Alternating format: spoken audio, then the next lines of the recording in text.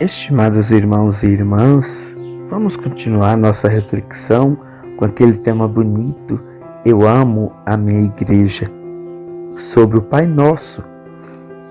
Que a sua vontade seja feita.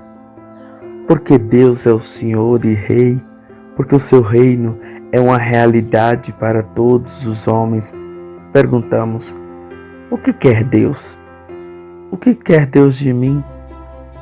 Porque no mundo onde vivemos, nas nossas sociedades, é a vontade do homem que conta, a vontade do pai e da mãe, dos professores e dos superiores, dos legisladores e dos que exercem repressão para que as leis se imponham. Mas ninguém pergunta se o que eles fazem, seguindo a sua vontade, é também a vontade de Deus. Porque a nossa vontade se opõe à de Deus, porque nós queremos fazer valer o nosso nome, porque nós queremos construir o nosso próprio reino, porque nós não queremos partilhar o nosso pão, porque nós não queremos aceitar-nos a nós mesmos, porque nós vivemos em oposição uns aos outros, porque não queremos confiar em Deus. Eis porque somos culpados. Elevamos os olhos a Maria, que diz, fiat, sim, faça-se, quando o anjo a visitou. E a Jesus que diz de si próprio, meu alimento é fazer a vontade daquele que me enviou e completar sua obra. Sabemos também que Jesus rezou na noite antes da sua morte, no jardim do Getsêmani, Pai, se queres, afasta de mim este cálice. Contudo, não se faça a minha vontade, mas a tua. No dia seguinte, Jesus é crucificado. Os homens fizeram dele o que quiseram, mas Deus não o abandonou. Ele ressuscitou dos mortos o seu Filho. Jesus é o penhor da nossa esperança. Podemos apoiar-nos nele quando a desgraça nos toca. Deus não quer que uma criança nasça sem mãos, que os jovens se tornem drogados, que um viva dependente do outro, que os homens estejam sós, que as pessoas idosas não signifiquem nada para a sociedade, que a doença seja incurável por todos os lugares onde um estende a mão a outro, partilha as suas vestes, assiste os doentes, protesta contra as injustiças. A vontade de Deus é feita.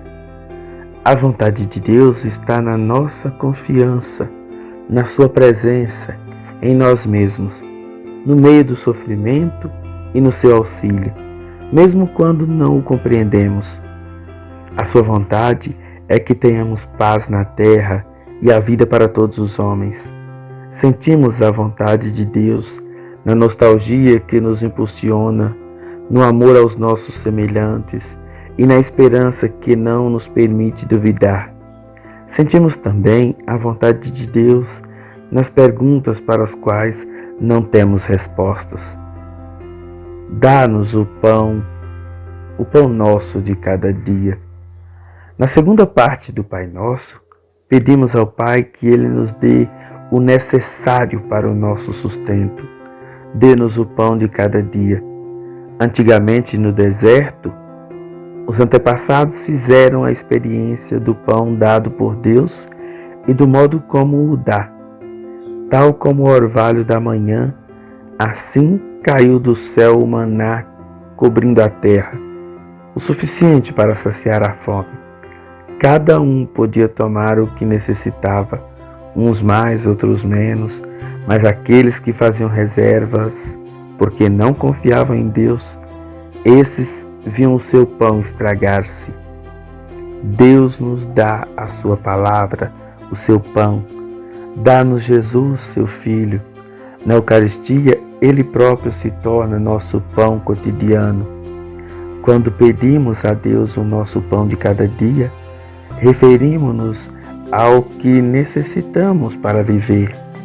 O pão e a água, o calor e o lar, o trabalho e a comunidade e a sua bênção.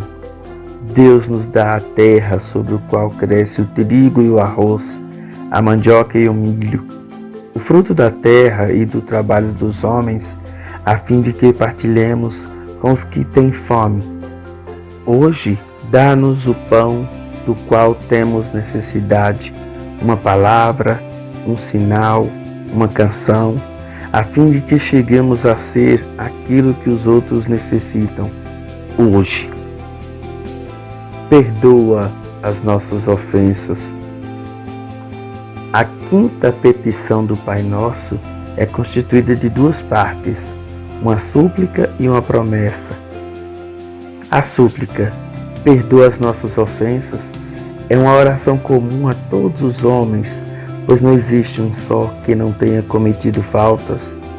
Ofendemos a Deus quando não respeitamos a sua palavra, quando não nos preocupamos com a sua vontade, quando pensamos que poderíamos viver sem Ele e contra Ele, quando construímos o nosso próprio reino. Tornamos-nos culpados quando não confiamos naquele que nos dá o seu Filho amado, Jesus Cristo, que se fez homem, a fim de que cheguemos a Deus. Jesus é para todos e para sempre o penhor do amor e da ternura do Pai pelos homens. Ele que conhece o Pai como ninguém, diz-nos como o Pai perdoa. Tornamos-nos culpados com o nosso próximo quando não partilhamos o nosso pão, quando não vivemos uns para os outros, mas uns contra os outros, quando nos ofendemos mutuamente, nos inferiorizamos uns aos outros e quando mentimos. A promessa, como nós perdoamos a quem nos tem ofendido, está em consonância com a petição e vai ao encontro do nosso natural. Saber sofrer a injustiça é bem mais difícil do que cometê-la. Aquele que é ultrajado, traído, enganado ou explorado, pensa na vingança. Você me paga, vou pagá-lo com a mesma moeda. Você não sabe quem eu sou. Não te perdoarei nunca. Não te conheço mais. Então, os amigos passam a inimigos e os íntimos a estranhos. Estamos presos a uma engrenagem de injustiça e de culpabilidade, se pensarmos que a vingança é a única reação possível à injustiça recebida. Jesus mostra-nos que é possível romper essa engrenagem. Podemos fazer com que o amor seja mais forte que a ofensa e a ira. Podemos dialogar com aquele que cometeu injustiça conosco. Podemos dar-lhe uma oportunidade e dá-la também a nós próprios.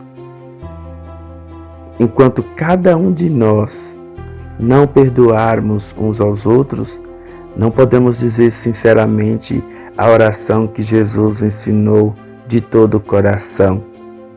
Meus irmãos, minhas irmãs, como o Evangelho de hoje sugere, o perdão é um ato de inteligência, é um ato não só de humanidade, mas é um ato sublime, um ato de expressão e externalização do mais puro e verdadeiro amor, algo divino.